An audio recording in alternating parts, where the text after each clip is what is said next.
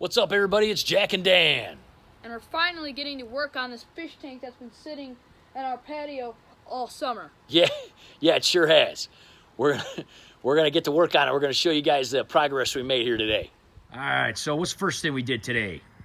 We took a bunch of sticks and we started making a fire. Yeah, I got a fire. So burned up a whole bunch of stuff. You can see we got our whole garden is completely demolished. We did nothing this year. It was just too much flooding and stuff. So we turned it all over. We're gonna compost all our leaves.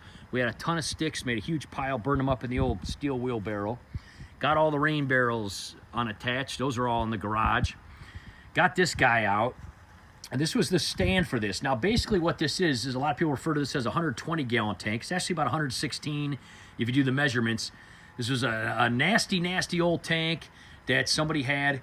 As you can see here, part of the issue was the frame was completely broke on it, okay? So the problem is you get to these higher tanks, the same dimensions as a 75, but it's taller, okay? And so the problem is if you were to fill this up with these brackets and this frame being broke, it would open up and possibly bow this tank and cause it to separate, okay? These were barely holding on. They were so brittle, they just broke. So basically, we had it sitting out here waiting on a frame. It took forever, and a whole bunch of places basically told us, hey, we don't even have it. No. We got nothing in stock. And a lot of the manufacturers we went to said, hey, we don't give them anyway because something to do with the warranty. Yeah. So they don't even sell them anymore. Yeah, we couldn't find them. Well, we got a hold of this awesome place called Over the Edge. And what we did is we took some of that money. People buy us, they do a buy a cup of coffee type of thing. Yeah. We took about $60 of that money, which was really helpful, guys. So thanks a lot for buying us all that coffee. And we got a top frame for 20 bucks, a bottom frame for 20 bucks. It was only 20 bucks to ship it, and it got here in like a week. Yes. From Michigan. What a great place. So, check them out. We're going to have a link in the description about that company. And what we're going to do is we're going to take this over into the garage so we can work on it. That's what it was waiting out here for. So obviously the person had some salt water in here. We have to clean all that up. But we got all the gravel and the dirt out, all the nastiness. This thing was filthy, wasn't it? Yeah, it was really gross. Unbelievable, man. Yeah. Unbelievable.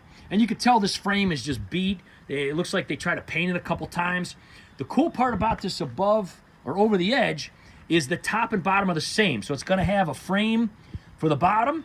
It's got a frame for the top, but they're exactly the same. It's going to give it that. So we're going to take you through that process. When we inevitably end up doing it, we're going to get it in the garage so it's a little warmer here, out of the elements. We're going to take the top off, put a new top on, take the bottom off, put a new bottom on. Then we got to fill it to see if it has leaks. Yes, we do. Because we can't even fill it until we get a new frame on there. Yeah, you always want to test the tank before you put any type of fish in. Yeah, or water or anything. Put it in your house, right? Yes. So we're going to do the new frame, test it for leaks. Honestly, the seams seem pretty good, but you really can't tell. So if we fill it and it leaks, then we have to redo the seams. But hey, we got this thing for nothing from somebody that didn't want it. So, might as well try. So hey, you know what? A tank like this would cost several $100s. And here it only ended up costing us some time and 60 bucks for that. Now, a stand like this, same thing, might cost you a few $100s. It was pretty beat up. It was a total mess. It was full of bird seed. And I think that there were mice living underneath because there was all this mice hair and everything. We took the leaf blower, we blew it all out, cleaned it up. We're going to put this in the garage. We're going to take it apart. This thing isn't even on. I mean, look at this thing, right? We're going to throw a few nails in it, a few screws in it. We're going to paint this baby up, take the doors off. We might do new handles, but, you know, quite honestly, sometimes you do the old vinegar and baking soda, and sometimes those handles can be reused. Yeah. So we might shine those guys up. A lot shinier. Put a little new WD-40 on those babies, right? Yeah. And who knows? And who knows what color we're going to make it. The other big stand in there is like kind of a natural, you know, red, kind of brown. But we might just do this one black since it's got a black base already. Maybe we'll do like a texture paint. Yes. We'll see. But anyway, I want to do a quick update. So definitely redo it. Beautiful stand. So this is basically just, again, it's just like a 75. It's 48 inches. But come on over here and stand by this, buddy, so they can just see how tall it is. So, yeah, I mean, look at this thing.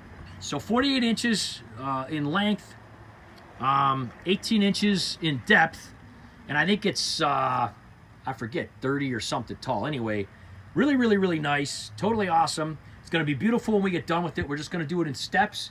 We're going to take you guys along with us as we do it. Really lucky we found this company. So let's get this stuff over into the garage, and then we can start working on it. And in a couple weeks or so, when we get further along, we'll do another video on it. Yeah, if you look down in there, guys, you can see there's like mouse hair and stuff. I think on the bottom here it was just all full. We got most of it with the leaf blower. We'll vacuum this thing real good with like a shop vac before we paint it. But I'm pretty sure there was a whole family of mice living underneath this thing. Okay, while we're out here, before we go inside, Jack, I want to do an update on the mushrooms. Do have an awful lot of these. I think these are called oyster something. Somebody said these look like turkey tail. A lot of these, really awesome. And then we got some big, huge white ones here.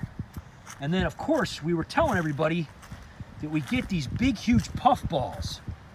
And normally there's a couple around here, but they did not form this year.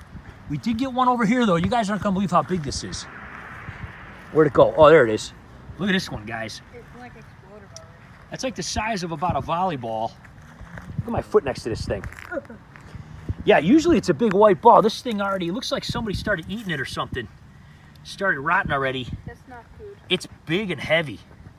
Look at it. Oh, let's take a look at it. It looks like a big, huge loaf of bread, doesn't it? A nasty one. Pumpernickel bread. Yeah, it does. It does. All right, there's the big, huge, rotten, giant mushroom. Just gonna put it in the fire. Wow, look at that thing. That's like a trillion billion spores, man. No, we've seen them get like twice that size, though, right? Yeah, we have. A couple times, huge, like the size of a basketball. Yeah, we'll burn it up. Maybe next year we'll get more. It was kind of a weird year, but that was the only one. We usually get about 5 or 6 of those huge ones. But yeah, not bad. Burn all this down. We'll come up here, stir this out a few times tonight when we're doing stuff in the house. It'll burn down. So everything's done. Hoses are put away. Rain barrels are all put away. Patio's clean. And got those inside in the garage. Let's go check them out. All right, guys, we got the stand in here. We got the tank in here. As you can see, it's a very tall tank. Really cool. On top of this stand, it's going to actually be pretty tall. Not as tall as the big, huge tank we have in there, but it'll be comparable. It'll be against another wall, so it won't look weird. It won't be like next to it or nothing. Ultimately, really happy we got everything inside. We got everything cleaned up today, end of October. The cool part is there's no hurry now. We got it in the garage, so we can kind of work on it. We got room in here. It's less cold in the garage than it is outside. Yeah, I mean, it's going to start going down below freezing, so we didn't want this outside. The only thing, we would have done this more during the summer, but just took forever to figure out where to get the frame. So since we finally got that, we're good to go. First thing we're going to do probably is do the frame on this tank, top and bottom. Then we need to fill it, leave it filled for a few weeks, see if it leaks or not. And while that's just sitting for a few weeks, then we'll work on the stand, because we'll have a few weeks to do that. Just kind of take it apart. Like I said, put a few new nails and screws in it, right? Yeah. It's like falling apart. We might repaint it eventually, too. And then paint it and everything, yeah. If this inevitably ends up having a leak, then we will also reseal it. If it doesn't, we might not, because it actually looks pretty good. She may not have even had it set up for that long. We don't even really know. But anyway, that's what's going to happen, guys. You know, make sure you subscribe and hit the bell for future notifications so you can see what's going on when we work on this, and we'll keep you updated. We will see you next time. Have an awesome day, guys. Bye.